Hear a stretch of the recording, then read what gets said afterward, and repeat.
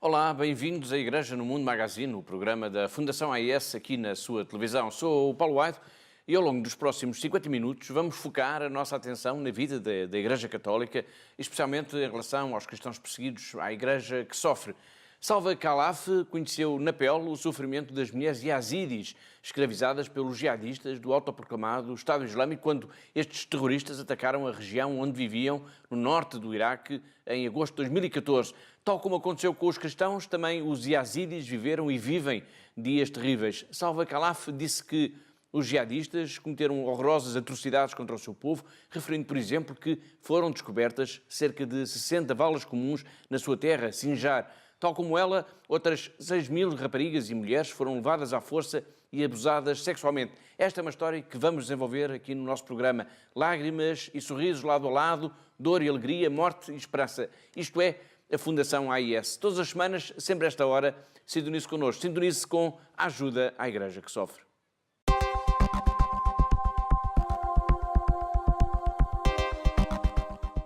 Vamos então ao primeiro tema do programa de hoje, um programa em que teremos ainda a participação da diretora da Fundação AIS, desde Londres, tal como na semana passada, onde se encontra em reunião de trabalho. Mas isso não a impede de estar em linha connosco via Skype. Olá, Catarina.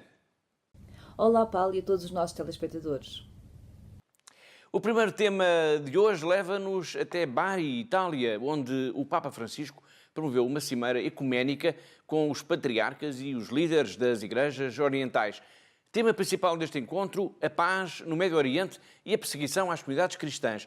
O Santo Padre aproveitou esta cimeira para voltar a chamar a atenção do mundo para o grande sofrimento dos cristãos, nomeadamente na Terra Santa, e usou, Catarina, palavras muito fortes. Muito fortes mesmo, Paulo. O Santo Padre chegou a falar no homicídio da indiferença para lembrar ao mundo os cristãos perseguidos, assassinados e expulsos das suas terras no Médio Oriente. E referiu uma vez mais o risco de virmos a ter um Médio Oriente sem cristãos. Precisamente, Paulo, e dizendo que a indiferença do mundo tem esvaziado o Médio Oriente dos cristãos, indiferença classificou como homicida. O Papa apontou o dedo para essa realidade terrível, dizendo que o Médio Oriente sem cristãos não será um verdadeiro Médio Oriente. Na sua intervenção em Bari, estamos a recordar o encontro ecuménico promovido pelo Santo Padre no passado sábado. O Papa Francisco lançou como que um apelo à consciência da humanidade para o drama que os cristãos estão a atravessar no Médio Oriente, vítimas de perseguição, de violência, de sofrimento, pedindo para darmos voz a quem não tem voz. E porque hoje, e agora estou a citar mesmo o Santo Padre, o Médio Oriente chora e sofre e umedece, enquanto outros os pezinham à procura do poder e de riquezas. No encontro em Bari rezou-se pela paz e o Santo Padre também aqui voltou a apontar o dedo, Catarina, a uma realidade terrível, a indústria do armamento. Voltou a apontar o dedo e a acusar, de certa forma, os países mais poderosos do mundo por não terem ainda encontrado a maneira de se evitarem os confrontos, as guerras que espalham o sofrimento no mundo. Mas o Papa, como o Paulo disse, apontou o dedo aos que falam de paz, mas às escondidas promovem corridas ao armamento. Nós temos o registro desse momento em que o Papa Francisco acusa os poderosos de falarem de paz, mas de promoverem às escondidas corridas ao armamento, pedindo para que a humanidade não se esqueça do que aconteceu, por exemplo, em Hiroshima e em Nagasaki. Vamos ver. Non si può alzare la voce per parlare di pace mentre di nascosto si perseguono sfrenate corse al riarmo. È una gravissima responsabilità che pesa sulla coscienza delle nazioni, in particolare di quelle più potenti. Non si dimentichi il secolo scorso, non si scordino le lezioni di Hiroshima e Nagasaki, non si trasformino le terre d'Oriente, dove è sorto il verbo della pace, in buie distese di silenzio.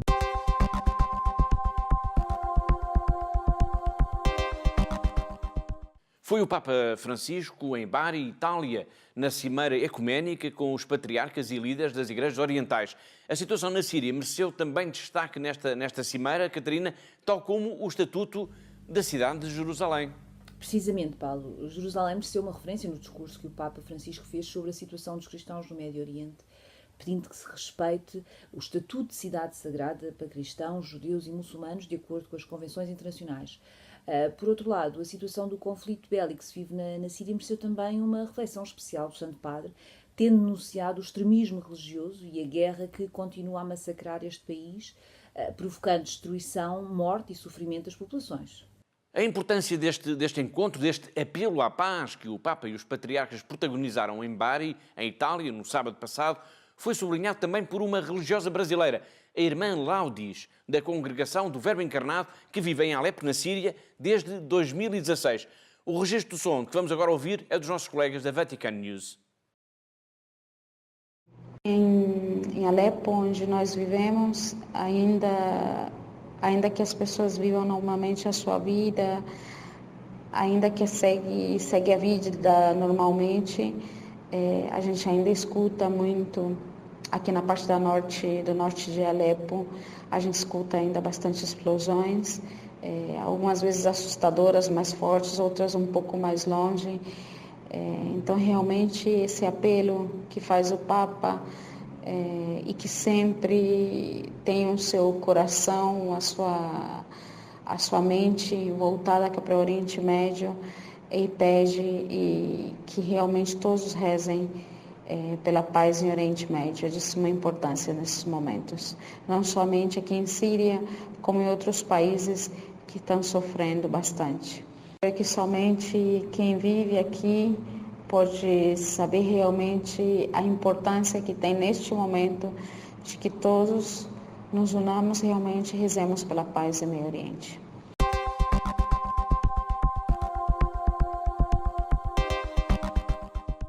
Também em Itália, mas em Roma, na Universidade de Santa Cruz, decorreu recentemente um simpósio patrocinado pela Fundação AIS, em que esta questão da perseguição por motivos religiosos foi também o tema principal. Um simpósio que ficou marcado por testemunhos de yazidis, de cristãos e de membros da comunidade Rohingya. Na semana passada recordámos aqui as palavras do cardeal Joseph Qutz, do Paquistão, que denunciou a situação terrível em que se encontram os cristãos no seu país, onde são vítimas da perseguição, onde são vítimas da lei da blasfémia, que permite mandar, por exemplo, uma pessoa para a cadeia ou mesmo condená-la à morte por ter bebido apenas um copo de água de um poço, como aliás sucedeu com a cristã Asia Bibi. Hoje vamos centrar a nossa atenção no testemunho de uma jovem yazidi que foi escravizada pelos jihadistas do Estado Islâmico no Iraque. A rapariga chama-se Salva Khalaf e o seu testemunho deixou a sala, Catarina, em silêncio. Em silêncio mesmo, Paulo. Salva Khalaf conheceu na pele o sofrimento das mulheres yazidis escravizadas pelos jihadistas do autoproclamado Estado Islâmico quando estes terroristas atacaram a região onde viviam no norte do Iraque em agosto de 2014. Tal como aconteceu com os cristãos, também os yazidis viveram dias terríveis. E Salva Khalaf disse que os jihadistas cometeram horrorosas atrocidades contra o seu povo, referindo, por exemplo, que foram descobertas cerca de 60 valas comuns na sua terra, Sinjar. Tal como ela, outras 6.000 raparigas e mulheres foram levadas à força e abusadas sexualmente. Salva Khalaf aproveitou esta ocasião para denunciar que esta situação da escravização de mulheres e raparigas continua, Catarina, a acontecer. Não é um assunto do passado. De facto, Paulo, ela aproveitou este encontro internacional em Roma para denunciar ao mundo que mais de 3.000 mulheres e raparigas continuam desaparecidas, enfrentando diariamente a ameaça da violação, a ameaça da tortura em que se transformaram as suas vidas nos últimos 4 anos. Há pouco ouvimos o Papa Francisco a reclamar uma posição mais enérgica, digamos assim, por parte da comunidade internacional para a defesa das minorias religiosas no Médio Oriente. Esta mulher yazidi, de que estamos agora a falar, também defendeu neste simpósio da Fundação AIS que é preciso fazer alguma coisa nesse sentido. Exatamente, Paulo, e ela defendeu que as áreas onde vivem as minorias religiosas no Iraque e na Síria, yazidis, cristãos e curdos, por exemplo, devem passar para o controle da comunidade internacional como forma de as proteger de futuros ataques.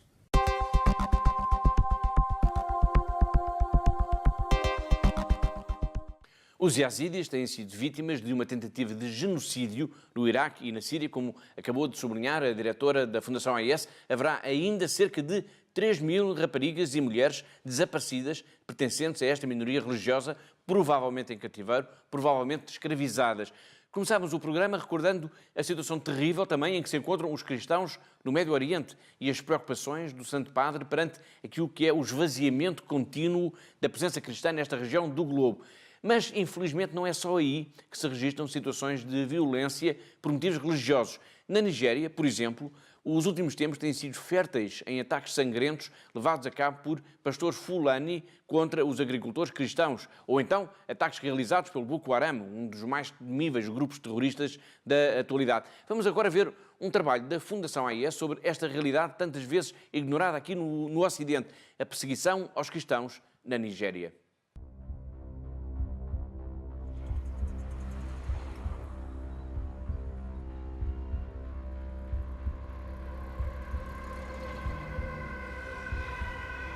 Os cristãos da Nigéria estão sendo vítimas de uma violência crescente. No Natal de 2011, em Mandala, a cerca de 40 quilômetros da capital Abuja, um automóvel carregado com explosivos foi detonado precisamente na saída da Igreja Católica de Santa Teresa. 44 pessoas morreram e 80 ficaram feridas.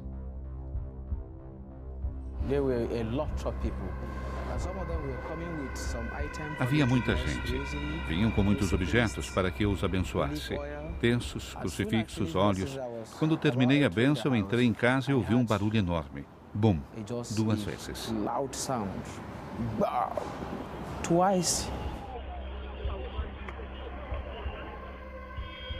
O atentado, um dos mais mortíferos à nação mais populosa da África, foi perpetrado pelo grupo militar extremista islâmico Boko Haram. A onda de terror, que está se tornando cada vez mais atrevida e frequente, ameaça expulsar os cristãos dos seus lugares de culto. Na cidade de Jos, a sede central da Igreja de Cristo na Nigéria, foi devastada em fevereiro de 2012 em um atentado suicida.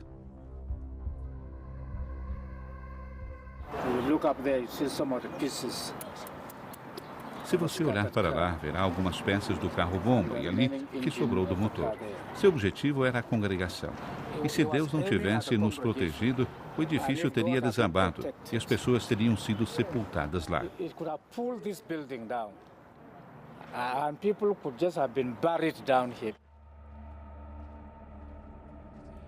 O grupo nigeriano Boko Haram, que em língua Hausa significa a educação ocidental ou não islâmica é um pecado, é um grupo militante islâmico, vago e indefinido, originário da cidade de Maiduguri. Segundo o seu próprio manifesto em 2002, Boko Haram prega a doutrina da rejeição a tudo que é ocidental, que, segundo afirmam, leva à injustiça social aos países. Desde 2009, as ações do grupo pioraram. Boko Haram começou uma campanha de terror com assassinatos e atentados suicidas sem sentido, com o resultado de mais de 1.000 mortes. Postos policiais, igrejas, mercados, escolas e inclusive a sede da ONU na capital, Abuja, foram atacados. Para combater o aumento da violência, o governo impôs um toque de recolher em certas áreas. Bloqueios nas estradas e pontos de verificação se tornaram uma experiência diária, tanto para cristãos como para muçulmanos. Há um temor crescente de que Boko Haram esteja se estendendo fora das fronteiras da Nigéria e de que seus ataques sejam ainda mais mortíferos. Sabemos pelos relatórios de inteligência que o grupo Boko Haram esteve recebendo treinamento de grupos fora da Nigéria, como Al-Qaeda, no Maghreb, e Al-Shabaab, na Somália. Eles têm laços fraternos com esses grupos terroristas e fundamentalistas islâmicos. São treinamentos profissionais para fazer bombas. Ninguém teria lhes ensinado isso na Nigéria. A população minoritária cristã no norte, predominantemente muçulmano, onde se impôs a Sharia, a mais estrita, é cada vez mais vítima de violência e ameaças perpetradas por Boko Haram e seus seguidores. Famílias inteiras foram obrigadas a fugir dos seus povoados, deixando suas propriedades e suas vidas.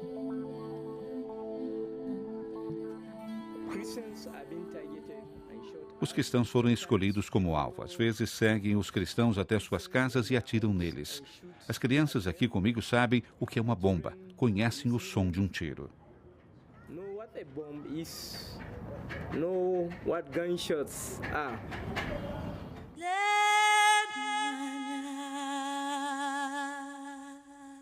Em meio a essa onda de perseguição devastadora, os líderes católicos pedem justiça e ordem. buscam o diálogo entre as comunidades religiosas com a esperança de melhorar as relações destruídas pelo terror. Querem evitar que uma minoria violenta desvie a atenção da nação para as diferenças religiosas que, para eles, não são a fonte dos conflitos. Depois da tragédia do Natal em Mandala, foi criado um centro de consulta e diálogo na diocese. There's no revenge. Rather, we should pray for the conversion of the people. Não há vingança. Devemos, isso sim, rezar pela conversão das pessoas que causaram isso, bem como pela dos que as financiam, dos que apoiam o grupo Boko Haram. Estamos discutindo para ver como podemos construir pequenas unidades de diálogo interreligioso, de diálogo entre credos, tanto muçulmanos como cristãos. E quando falamos de cristãos, falamos de todas as confissões, com a Igreja Católica como líder, unindo nossos irmãos e irmãs. Minha oração é para que o bom Deus dê o descanso a todos os que morreram, pois eu os considero mártires. Eles morreram por Cristo. We rest the souls of all those who died, because I consider them martyrs. They died for Christ.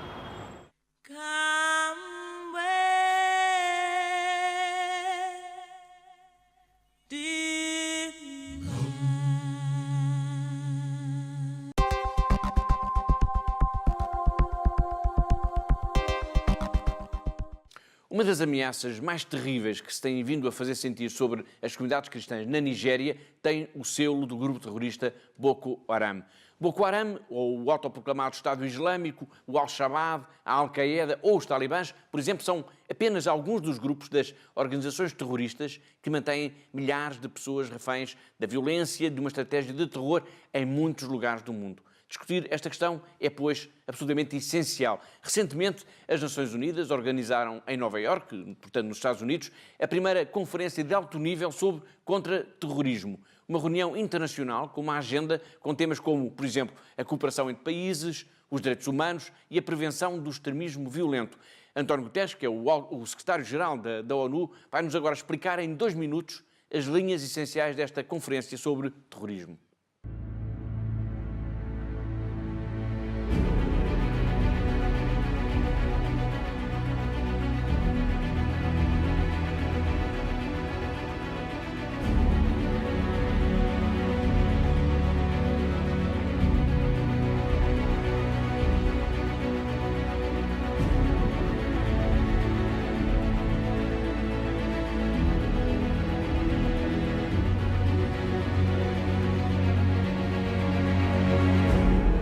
Lack of development and inclusive governance, including extreme poverty, inequality, as well as exclusion and discrimination, are also drivers for terrorism and violent extremism.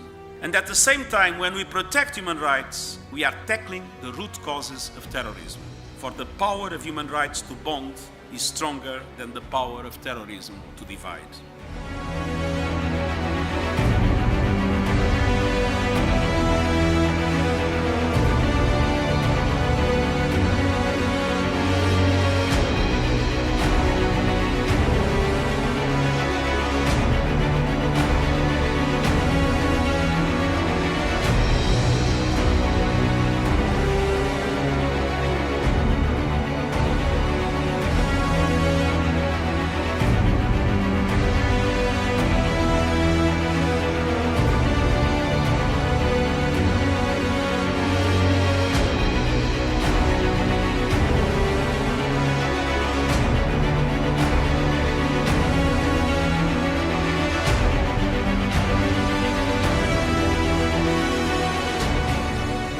Terrorism and violent extremism offer a real opportunity for us to unite our efforts.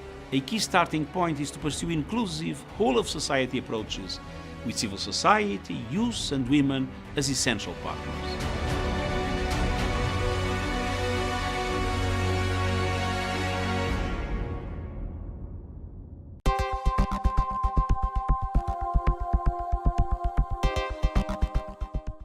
A província de Kasai, situada na fronteira da República Democrática do Congo com Angola, está a ser palco de um cenário de extrema violência, havendo relatos de mortes, de violações e até episódios de canibalismo. Segundo um relatório das Nações Unidas, apresentado no início deste mês no Conselho dos Direitos Humanos da ONU, Estes atos de violência, que podem ser considerados já como crimes de guerra e contra a humanidade, são da responsabilidade, Catarina, essencialmente de duas milícias e das próprias Forças Armadas congolesas.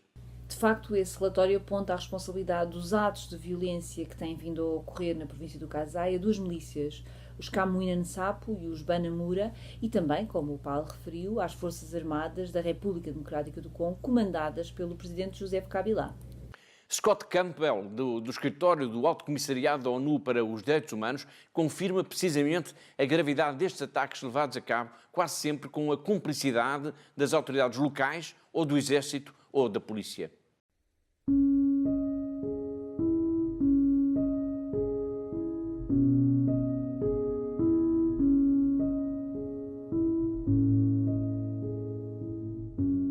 What our investigators gathered on the ground were many accounts of the Congolese army, the Congolese National Police, and local administrators working in conjunction with this newly created militia, the Banamura, in attacking villages, often along ethnic lines. And one of our great concerns is that what is already an extremely grave situation could spiral further out of control, and in particular along ethnic lines.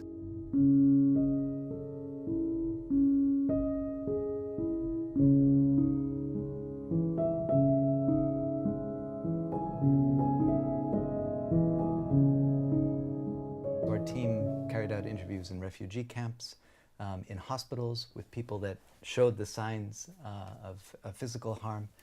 Many of them had horrific stories to tell, including of children, victims, and witnesses again and again mentioned that when their village was attacked, the attackers coming from one ethnic group were often accompanied by either police or local officials or officials from the army, and that they claimed that local officials, government agents had been involved in the planning and sometimes the actual carrying out of the attacks, or in providing arms to one of the ethnic groups. Many of the attacks on villages appeared to have been well planned. The nature of the acts committed, widespread killings, these could constitute crimes against humanity under international law.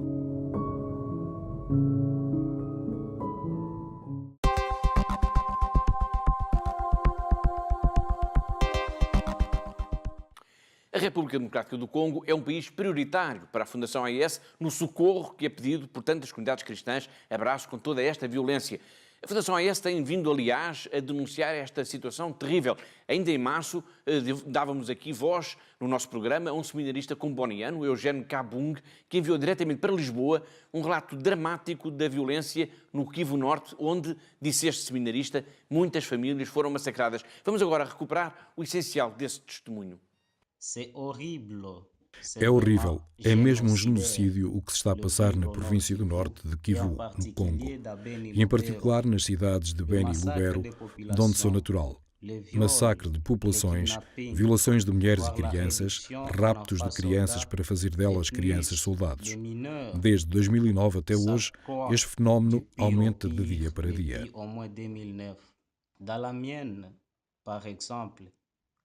Na minha família, por exemplo, em menos de um ano, perdemos 4 membros, todos eles raptados, e deles não há notícias.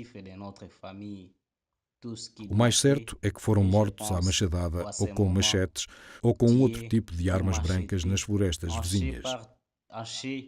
Bref, tués par armes blanches dans la forêt de Mambaiko, d'Abialos et de Kasuku.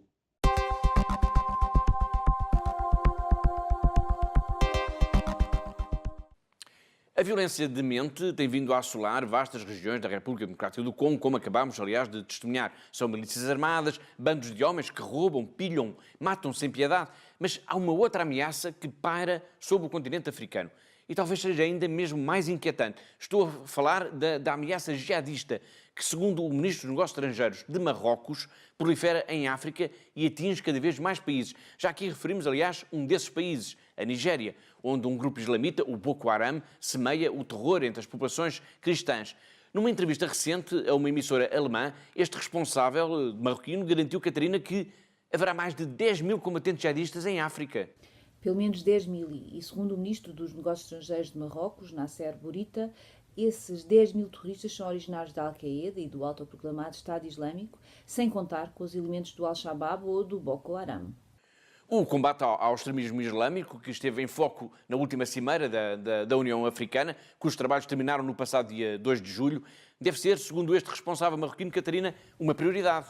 Uma prioridade, pois são muitos os países com graves problemas de extremismo, de terrorismo islâmico. Entre os países mais afetados estão a Somália, o Mali, a Nigéria, o Quênia e a República Democrática do Congo.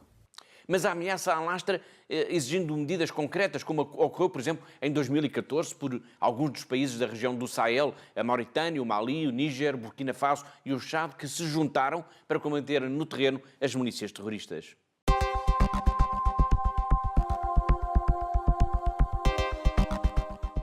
Na semana passada demos conta aqui do relatório anual da ajuda à Igreja que sofre e os resultados obtidos pela instituição em 2017 e destacámos o facto muito significativo do crescimento do número de projetos de solidariedade apoiados pela AIS a nível internacional. Foram precisamente 5.375 projetos de solidariedade em 149 países. Um dos projetos mais importantes, até pela sua dimensão, diz respeito ao Iraque e passa pela reconstrução das casas e das aldeias dos cristãos da planície de Nínive, de onde os cristãos foram expulsos no verão de 2014. Estamos a falar em terras bíblicas e é importante que os nossos telespectadores tenham noção de que, além das casas dos cristãos, a Fundação AIS está também fortemente empenhada na reconstrução, Catarina, também, por exemplo, das igrejas. Exatamente, Paulo. Com a recuperação das casas das aldeias dos cristãos na planície do Nínive a avançar, a Fundação AIS está a apostar também como grande prioridade na reconstrução de estruturas religiosas, como igrejas, capelas e mosteiros profanados ou destruídos durante os anos em que os jihadistas do autoproclamado Estado Islâmico ocuparam esta vasta região do Iraque, mas também noutras zonas do país.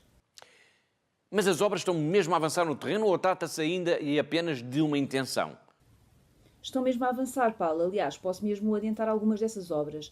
Uma delas é o Centro Pastoral em Kirkuk, as igrejas em Tel Shkuf, Karakosh e Bartella, os conventos para as Irmãs Dominicanas em Bartella e Karakosh e ainda o Orfanato da Sagrada Família em Karakosh. Estas são, para já, as estruturas da igreja que estão a ser alvo de obras de construção ou de restauro financiadas pela generosidade dos benfeitores da Fundação AIS em todo o mundo e também, claro está, em Portugal.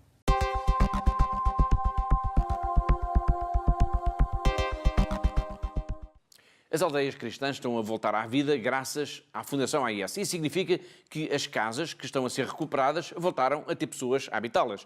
Pessoas concretas, pessoas como Samer. Quando Samer conseguiu regressar à sua casa na planície de Nínive, no Iraque, de onde tinha sido expulso pelos jihadistas no verão de 2014, quando voltou a cruzar a porta da rua com a sua mulher e as filhas, as lágrimas correram-lhe pelo rosto. Samer estava a viver a concretização de um sonho. A Pela Rocha vai-nos contar tudo já de seguida. Durante muito tempo, Samer chegou a pensar que seria impossível voltar a casa, à sua casa, na planície de Nínive, no Iraque, de onde foi expulso mais a família e amigos no verão de 2014, quando a sua aldeia foi invadida por centenas de combatentes jihadistas do autoproclamado Estado Islâmico. Foi há 4 anos. No espaço de poucas horas, aquela região bíblica ficou vazia, transformando-se numa terra fantasma. A chegada dos jihadistas provocou uma das maiores fugas de pessoas de que há memória nos tempos modernos. Não havia ninguém para proteger os cristãos, nem exércitos, nem milícias. Ninguém. Abandonados à sua sorte, milhares de cristãos fizeram-se à estrada, em pleno deserto, levando consigo apenas a roupa que traziam vestida. Quem ousasse ficar teria de renunciar ao cristianismo, ou então seria morto. Samer nunca mais vai esquecer esse dia 6 de agosto de 2014, em que no espaço de poucas horas ficou sem nada. Sem trabalho, nem dinheiro, sem casa, sem saber sequer como alimentar as suas filhas, então com 4 e 3 anos de idade. Samer ficou de mãos vazias. No espaço de poucas horas sentiu toda a vida a desmoronar-se. Samer, a sua mulher e as filhas dormiram as primeiras noites ao relento, assustados, no meio de um turbilhão humano de pessoas completamente perdidas, no norte do país, na região de Erbil, no chamado Kurdistão iraquiano. Mais de 120 mil cristãos amontoaram-se por ali naqueles dias, naquelas semanas e meses. A Igreja, com o apoio fundamental da Fundação AIS, começou então uma das mais extraordinárias campanhas de ajuda humanitária nos tempos recentes. As igrejas abriram as suas portas e transformaram-se em albergues. Ninguém ficou sem comer. Ninguém ficou sem roupa para vestir. Ninguém foi esquecido. De um dia para o outro, graças à solidariedade de benfeitores da ajuda à Igreja que sofre, espalhados por todo o mundo e também em Portugal, onde esta campanha de solidariedade teve um forte impacto, milhares de cristãos começaram a ser acolhidos em casas particulares, pensões ou aldeamentos improvisados. Erbil, no Kurdistão iraquiano, passou a ser, desde agosto de 2014, a pátria dos cristãos da planície de Ninive. Desde então, as igrejas encheram-se de cânticos e de orações. Todos os dias, milhares de vozes passaram a erguer-se para o céu, em Erbil, pedindo paz, o fim do martírio e o regresso a casa. Quando há semanas Samer Issa voltou a cruzar a porta de entrada da sua casa em Caracós, na planície de Ninive, juntamente com a mulher e as filhas, os seus olhos voltaram a encher-se de lágrimas, mas desta vez de felicidade. No dia em que entraram de novo em casa, os sinos da igreja voltaram a tocar, como se a aldeia inteira estivesse ali a acolher os seus filhos de volta. O muito obrigado de Samer dirige-se a todos os benfeitores e amigos da Fundação AIS, que nunca deixaram, com a sua generosidade, que estes milhares de cristãos perdessem a esperança de refazerem as suas vidas, apesar de todo o sofrimento por que passaram. E Samer voltou a sonhar.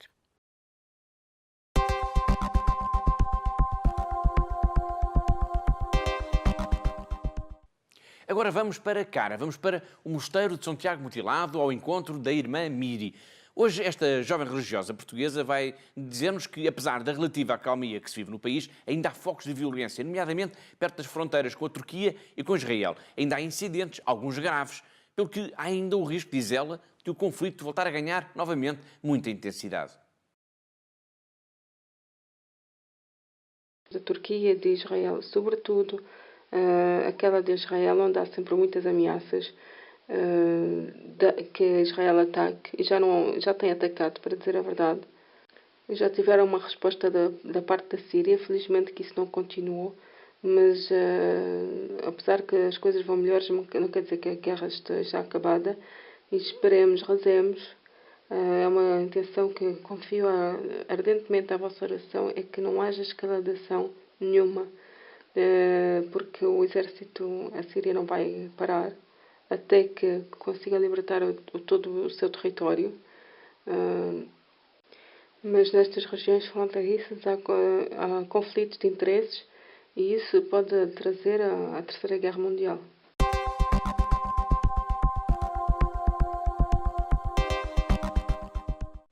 Agora vamos até à Venezuela, pois a campanha de que temos vindo aqui a falar nas últimas semanas, Uma Panela Cheia, está a ter um grande impacto junto dos nossos benfeitores e amigos. Esta é uma campanha que visa essencialmente ajudar a Igreja venezuelana a ajudar as comunidades locais nestes dias em que se passa fome no país. Podemos dizer, Catarina, que reina um caos absoluto na Venezuela. É verdade, Paulo, e quando há fome, quando as pessoas não sabem como alimentar os seus filhos ou quando não podem comprar os medicamentos que precisam, isso é catastrófico. Por isso, a Fundação AIS lançou esta campanha, Uma Panela Cheia. Segundo o último relatório da Caritas Venezuela, Paulo, a inflação alimentar superou os 1.300% em 2017. E isto significa o caos absoluto na vida do dia-a-dia. A pobreza e a miséria. Por exemplo, na semana passada eu referi que um cabaz básico para alimentar uma família custa o equivalente a 50 salários mínimos. E isso é assustador. É preciso fazer alguma coisa pelo povo venezuelano e não podemos ficar indiferentes com esta tragédia, Paulo. E como é que os portugueses, quem nos está a ver agora lá em casa, podem ajudar nesta campanha? Tenho a certeza, Paulo, que os nossos benfeitores e amigos não vão deixar mais uma vez de responder a este SOS. Eu peço apenas que nos telefonem, que entrem em contato connosco para o nosso telefone 217544000, que daremos todas as informações necessárias, ou então no nosso site em fundação-ais.pt. A situação é de emergência, pelo que a ajuda tem de ser também imediata e à altura das necessidades. E há pessoas com fome na Venezuela, Paulo, e é preciso ajudar este povo, é preciso e muito também rezar por ele. E deixo aqui este apelo muito direto. A Igreja da Venezuela pede-nos ou lança-nos um pedido de ajuda, um pedido de SOS de ajuda. Por isso vamos ajudar o povo da Venezuela, vamos ajudá-los a ultrapassar este momento difícil da sua história. Não há tempo a perder. Obrigado, Catarina. Agora, ainda com o foco na Venezuela, vamos ao encontro do Bispo de Barcelona, Dom Jorge Aníbal Quintero, uma das dioceses venezuelanas, não confundir com Barcelona, que mais se tem procurado ajudar as populações a combater esta penúria de alimentos, de medicamentos, de bens essenciais. Ele tem uma palavra de agradecimento, vamos já escutá-lo, para os benfeitores da ajuda à igreja que sofre. E na Venezuela há mesmo uma igreja que sofre. Com certeza, a situação que passamos hoje e que nos toca viver naturalmente inquieta-nos a todos, pastores e fiéis. No entanto, temos a nossa confiança e o nosso olhar postos no céu. Sabemos que Deus não nos abandona e contamos sempre com a ajuda solidária dos nossos irmãos, de que cada um de vocês que pensam e expressam o seu carinho e atenção para com a Igreja, especialmente nestes momentos, para com a Igreja na Venezuela. Recebemos-vos aqui porque precisamos da ajuda de todos vós e queremos manifestar a nossa gratidão. Pedimos-vos que não nos deixem sozinhos. A situação que estamos a viver exige, obriga-nos a encontrar mãos solidárias, corações abertos que nos ajudem a nós, como pastores desta Igreja na Venezuela, a poder ajudar o povo necessitado que dia a dia não apenas toca à porta das nossas casas, mas também toca verdadeiramente o nosso coração. Assim esperamos o vosso apoio, contamos com a vossa ajuda e sabemos que a generosidade, a solidariedade do mundo inteiro está de olhos postos em nós nestes momentos tão difíceis da Igreja na Venezuela. Abençoamos os gestos de solidariedade, de caridade para connosco e que Deus nos ajude a todos, nos abençoe e faça de cada um de vós um espaço onde se manifeste a solidariedade para connosco, especialmente nestes momentos.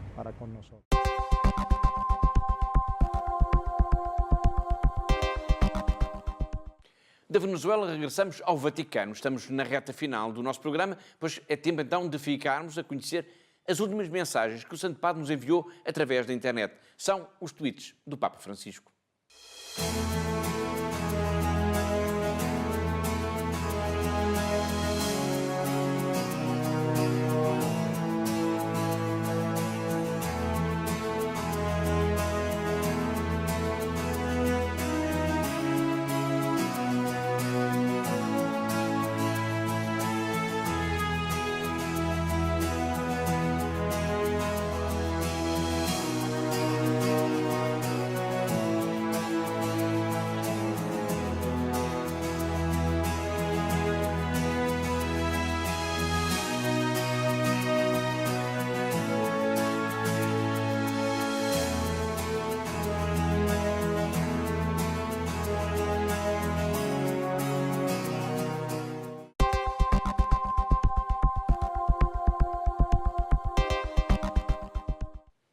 Agora é tempo do Bible Challenge, o desafio da Bíblia. Trata-se de uma iniciativa dos nossos amigos do jornal Voz da Verdade, do Semanário Diocesano do Patriarcado de Lisboa. Na semana passada, Joana Carneiro, maestrina, passou o testemunho à sua mãe, a ex-deputada Maria do Rosário Carneiro. Vamos agora escutar a sua mensagem.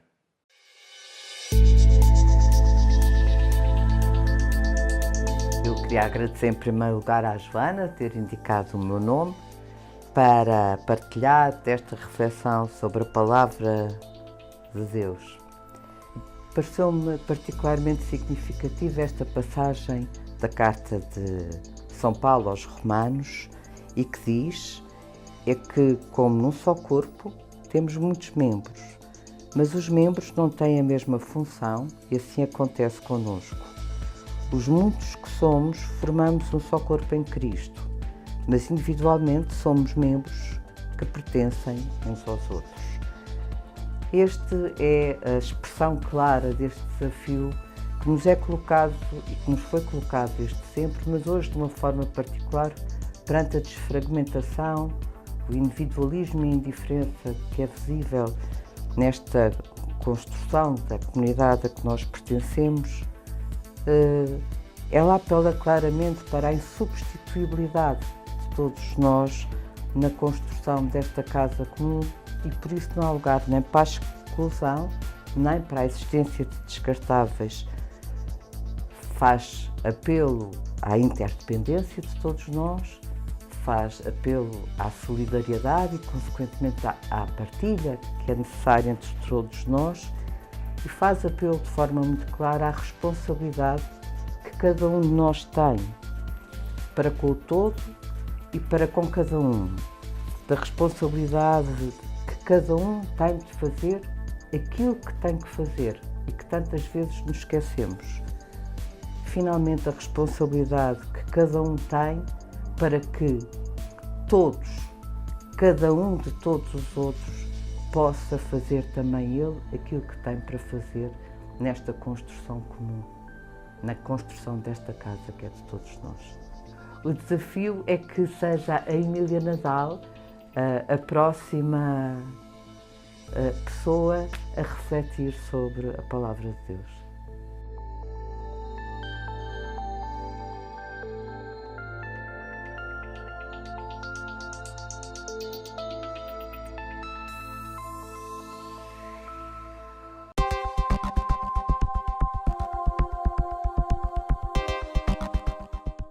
Foi Maria do Rosário Carneiro e para a semana cá teremos então a sua amiga, a pintora Emília Nadal. Estamos mesmo no fim do nosso programa, mas antes de ficarmos a conhecer em detalhe quem são alguns dos jogadores, os últimos neste caso, da seleção da Fundação AES, como temos vindo aqui a fazer ao longo das últimas semanas, vamos fazer uma última ligação até Londres, onde está a diretora da Fundação AES, para lembrar aos nossos telespectadores que a Fundação AES organiza todos os anos uma peregrinação nacional e que estão todos convidados. É verdade, Paulo. A peregrinação nacional da Fundação AES tem esse propósito específico, aproximar a família da AES, dar-nos a conhecer uns aos outros. E por isso deixo aqui um convite muito especial a todos os que nos acompanham nos nossos programas de televisão, nos nossos programas de rádio, a todos os nossos amigos, os nossos benfeitores, os nossos voluntários, para que se juntem a nós neste grande dia de convívio e que é um dia, de facto, da família da AES. E por isso, como eu já disse aqui, vai ser em Fátima, no próximo dia 16 de setembro, um domingo, portanto, e o programa é muito simples, Paulo, e já está disponível no nosso site da internet, em fundação-aes.pt. Portanto, haverá primeiro uma missa às 11 da manhã no santuário, depois seguirá um almoço e depois, então, um tempo de convívio. Por isso, contactem-nos, entrem em contacto connosco nos nossos telefones 217544000 ou através do nosso site e dar-lhe-emos todas as informações para que possa participar e estar connosco neste dia. Obrigado, Catarina. Como estamos mesmo no fim do programa, despeço-me já. Boa reunião e até para a semana. Adeus, Paulo, e até para a semana também, se Deus quiser.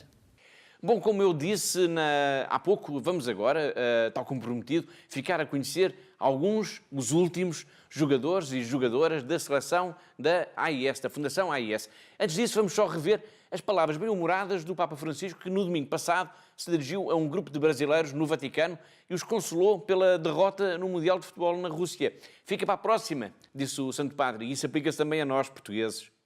E vedo bandiere brasiliane. Salute brasiliani e coraggio. Un'altra volta ci sarà. Auguro a tutti una buona domenica. Per favore, non dimenticatevi di pregare per me. Buon pranzo e arrivederci.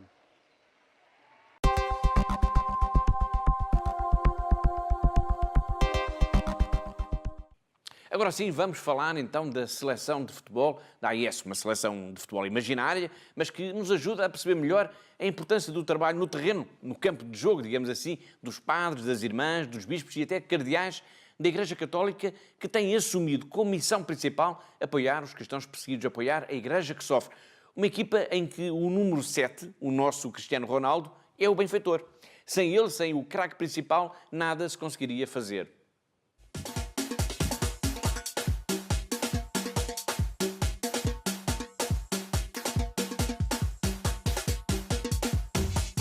Esta religiosa missionária italiana também joga como segundo avançado na Papua Nova Guiné, juntamente com as outras 4 religiosas da sua comunidade. Não só joga, como é uma notável finalizadora, porque aqui no coração da floresta tropical, na diocese de Bereina, ela criou uma equipa de especialistas na educação de crianças e de jovens adultos. Muitos rapazes e raparigas aprenderam a ler, a escrever e a contar graças ao trabalho incansável destas religiosas que sabem jogar contra o adversário e terminar o jogo de forma limpa e que estão aqui a longo prazo sem desanimar pelo trabalho duro e pelo cansaço. A irmã Christine é responsável pelo apoio às pequenas comunidades cristãs na Índia. No total, são cerca de 85 mil pequenas comunidades locais, com 200 mil animadores ou líderes leigos.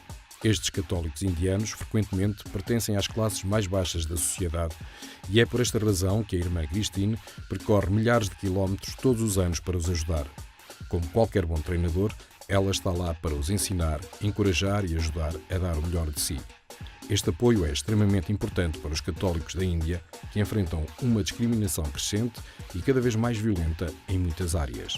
A vitória pela qual a irmã Christine está a lutar é para garantir que nenhum deles se sinta sozinho.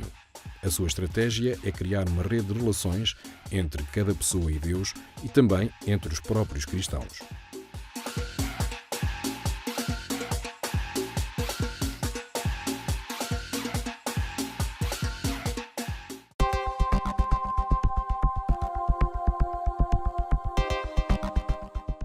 Acabamos de tomar conhecimento dos últimos 2 elementos da seleção da Fundação AIS, uma seleção presente em mais de 140 países do mundo, uma seleção que todos os dias marca golos, marca pontos no campeonato da solidariedade, no campeonato da ajuda à Igreja que sofre. E assim, falando de futebol, chegamos ao fim de mais um Igreja no Mundo Magazine, o programa da Fundação AIS aqui na sua televisão. Despeço-me com amizade, em nome de toda a equipa que pensou, que produziu e que levou até si este programa. Até à próxima semana. Até ao próximo Igreja no Mundo Magazine, se Deus quiser.